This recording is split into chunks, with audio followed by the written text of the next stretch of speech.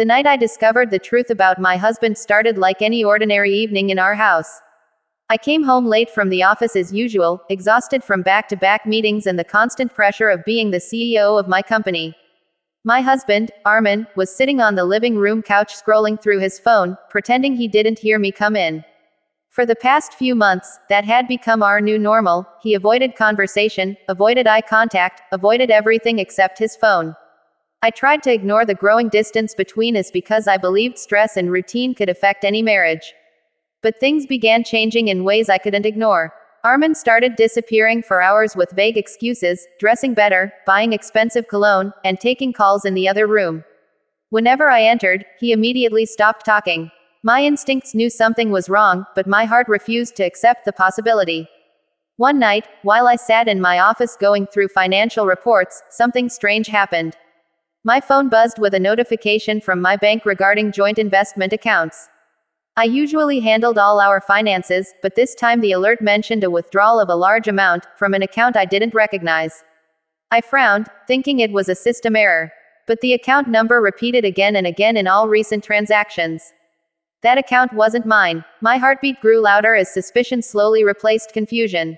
Armin never showed interest in finances, never discussed money, and always said things like, "You're better with this stuff, babe." So where did this account come from? Why was he transferring money into it every 2 weeks? And why such a big amount? I opened the bank portal and searched for linked accounts. My fingers froze when I saw it, a secret bank account under Armin's name, opened 2 years ago. It had hundreds of thousands saved in it, built from small but consistent transfers from our joint income. He was saving behind my back, using the money I earned, the money I trusted him with, the money I believed was for our future together. My stomach twisted as betrayal hit me like cold water. But it didn't end there. The more I scrolled, the deeper the knife turned. There were payments marked as hotel stays, gifts, private dinners, and worse, jewelry purchases, lingerie purchases, and expensive spa bookings. None of them were for me. My hands shook so hard I could barely hold the mouse. The room felt too small. My breathing felt heavy. For minutes I stared at the screen, feeling my world collapse quietly around me. I remembered all the times I gifted him things, trusted him, encouraged him, supported him financially when he claimed he wanted to figure out his career. All the while, he was building a secret life behind my back using my money. When he came home that night, I didn't confront him. Instead, I observed him. He walked in smiling at his phone, the same smile he never gave me anymore. When he saw me watching him, he quickly composed himself. "Long day?" he asked casually. My voice stayed calm though my heart was at war. "Very long." He kissed my cheek lightly and went straight to shower. He didn't notice my coldness. He didn't notice anything about me anymore. For days, I gathered evidence silently, reading every transaction, every message backup, every hidden detail. I found invoices from a hotel registered under a woman's name, Sana. I found reservation confirmations for romantic dinners abroad. I found chat backups that confirmed everything. He wasn't only cheating emotionally or physically, he was planning a life with her, funded by my money. But I wasn't going to explode. I wasn't going to scream. I wasn't going to give him the satisfaction of seeing me break. I planned, quietly, carefully, like a CEO preparing for a takeover. I met with my legal team privately. I hid documents. I transferred our joint properties back into my personal trust. I removed his name from all accounts and credit cards under the guise of company restructuring. I secured my assets so tightly that not even a whisper of my wealth could reach him. And then came the final blow, the one he never saw coming. The board called an emergency meeting. I announced a major new company partnership that would triple our profits. The company was buzzing with excitement. News channels, investors, and business forums started featuring my interview. My face was everywhere, magazines, business panels, global newsletters. Armin's expression shifted that week. He became suddenly affectionate, clingy even, asking about my work, offering to cook dinner, sending cute messages. He felt my distance and sensed something wrong, but he had no idea how deep the iceberg beneath him was. One evening, when he tried hugging me from behind, something inside me felt numb. He whispered, "You're so busy these days, are we okay?" I turned slowly, looked into his eyes calmly, and thought silently. "No, you and your secret bank account are about to face the biggest lesson of your life." But aloud, I said with a smile, "We will be And in that moment, I finalized the quiet revenge that would change everything for him. The morning after I finalized my plan, I woke up earlier than usual. Armin was still asleep beside me, breathing peacefully as if he hadn't spent 2 years draining my earnings into a secret account. I watched him for a few seconds, not with love, but with a cold clarity I had never felt before. He thought he was clever. He thought he was untouchable. He had no idea his world was about to collapse without me raising my voice even once. I quietly got out of bed and headed to my home office. My lawyer had already emailed the last document I needed, the revised prenuptial agreement. When we got married, Armin insisted he didn't care about money. He said he just wanted a simple life with me. At that time, I believed him. Now, I understood he wanted a simple life funded by me. So I updated the prenup to protect every asset I owned, every share, every investment, and every business stake. He wouldn't get a cent when this was over. Armin woke up around 10 a.m. and walked into the kitchen rubbing his eyes. He smiled like everything in the world was perfect. "Good morning, babe," he said, leaning in to kiss me. I let him, not because I wanted to, but because the game wasn't over yet. He sat down, scrolling through his phone like always. "I was thinking we should take a trip soon," he said. "Maybe Dubai, or Turkey." I almost laughed. I knew exactly why he wanted a trip. He wanted to take sauna, and he was hoping I would pay for it like always. Still, I played along. "Maybe," I said, sipping my coffee, "but let's finalize some things first." Armin didn't notice how my tone had changed. He was too busy living in his fantasy, too comfortable believing he controlled everything. Over the next week, I implemented my revenge step by step.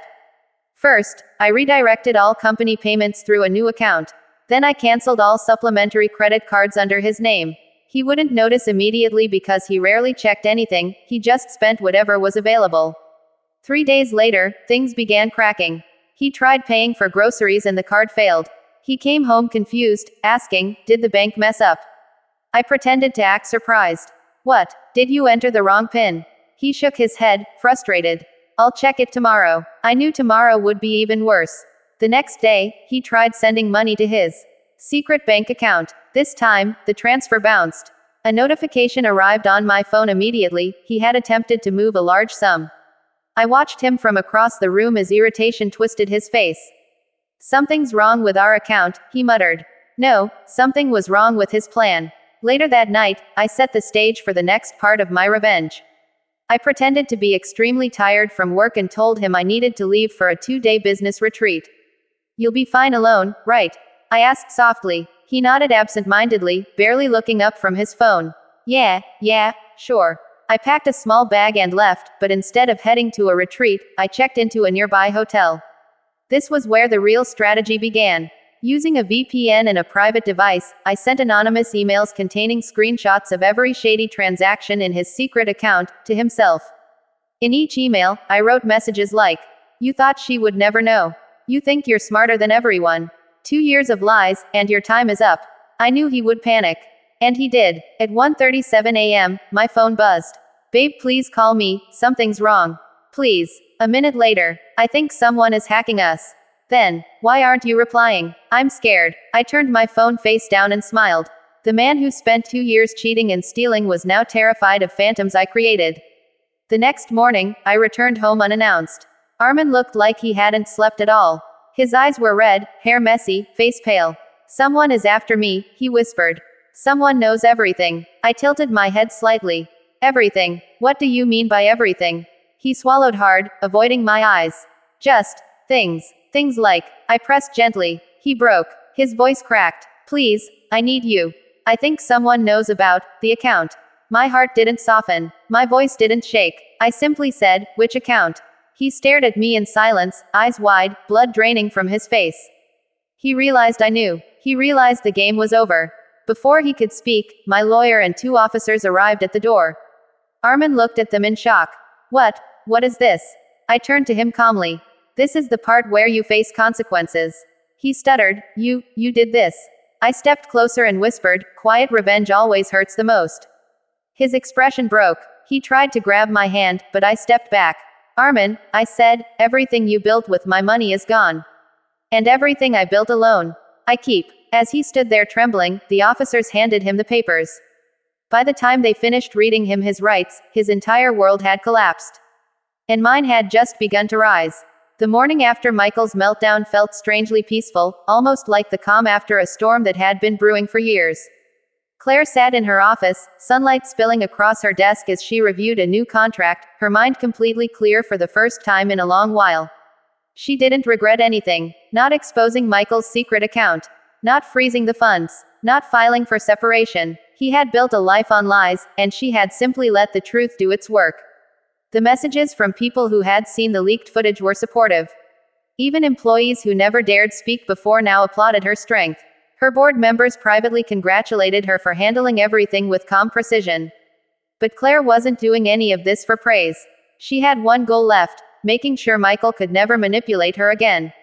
Michael, meanwhile, had become a ghost in the city. His friends stopped answering his calls after the truth surfaced. His parents, tired of his entitlement, told him to fix his own mess. And the young woman he had been secretly supporting disappeared after learning the money was blocked. He was left with nothing but a small rented room and a growing resentment that consumed him like poison. He kept convincing himself Claire would eventually soften. That she would come back. That she owed him one more chance. And when he received the email about their upcoming mediation meeting, he told himself it was a sign that their marriage could still be saved. He had no idea that Claire was already 5 steps ahead. On the day of the meeting, Michael walked in with a forced confidence he didn't feel. Claire was already seated, posture straight, her expression firm but calm. She didn't glance at him longer than necessary. Her lawyer looked composed, his lawyer looked exhausted. The mediator began reading the documents, the financial findings, the investments Claire had made on Michael's behalf, the unauthorized transfers from her accounts, the secret stash he had built, and the evidence of his betrayal. Michael's face turned red, then pale, then defeated. He slammed a hand on the table and said she was blowing everything out of proportion. Claire simply pushed a file toward him without speaking. Inside were screenshots, statements, receipts, messages, everything the private investigator had uncovered. His second life laid bare in black and white. The mediator asked if he wanted to respond. He didn't. For the first time, he couldn't find a single lie strong enough to cover his truth. Claire then made her terms clear. She wasn't asking for his money. Not even the money legally owed to her from their shared assets. She only wanted freedom, peace, and the clean separation he never gave her emotionally. The irony stung him. She wasn't taking revenge through wealth or punishment. Her revenge was silence, dignity, and complete detachment, leaving him with nothing to fight over and no reason to stay connected. She signed the documents with steady hands. Michael hesitated, staring at the signature as if it were a final blow he never saw coming. Eventually, defeated, he signed too. When it was over, Claire stood, thanked the mediator, and walked out. Michael followed her to the elevator lobby, desperate. He asked if she ever loved him. If there was any chance left. If she could give him one more chance to prove himself. Claire looked at him with calm, steady eyes and said something he would remember for the rest of his life. She told him that love without trust was nothing more than a beautifully decorated prison and that she refused to spend one more day locked inside his. Then the elevator doors closed, and Michael was left standing alone in the hallway, staring at the empty space where she had stood. Claire left the building feeling lighter. The future felt open again. She went back to her company with renewed focus, determined to build something greater than before, not to prove anything to Michael, but because she finally remembered she didn't need anyone dragging her down. Her board announced her expansion proposal had been approved, and investors eager to work with her poured in new opportunities. Within 6 months, her company opened new branches, doubled revenue, and positioned itself as an international leader. She became a speaker at major conferences, invited to discuss leadership, resilience, and the power of choosing yourself. Meanwhile, Michael fell deeper into the consequences of his own choices. With his finances frozen due to the investigation, his reputation ruined, and nowhere to go, he struggled to find work. The world he built on shallow charm and easy lies crumbled. No one admired him anymore. No one believed him. No one trusted him. Every time he passed a billboard or online article featuring Claire's interviews or achievements, he felt a stab of regret so deep it kept him awake. At night, her success became a mirror reflecting his downfall. Claire's quiet revenge wasn't loud, dramatic, or destructive. It was simple. She chose herself. She rebuilt her life with precision, strength, and dignity. She rose higher than ever, while Michael sank lower than he ever imagined. That was the revenge he never saw coming, the kind that didn't need shouting, threats, or war. Just truth, action, and the confidence of someone who finally realized her worth. And in the end, Claire's new life wasn't about defeating Michael. It was about freeing herself. Her final victory was not his downfall, but her own peace.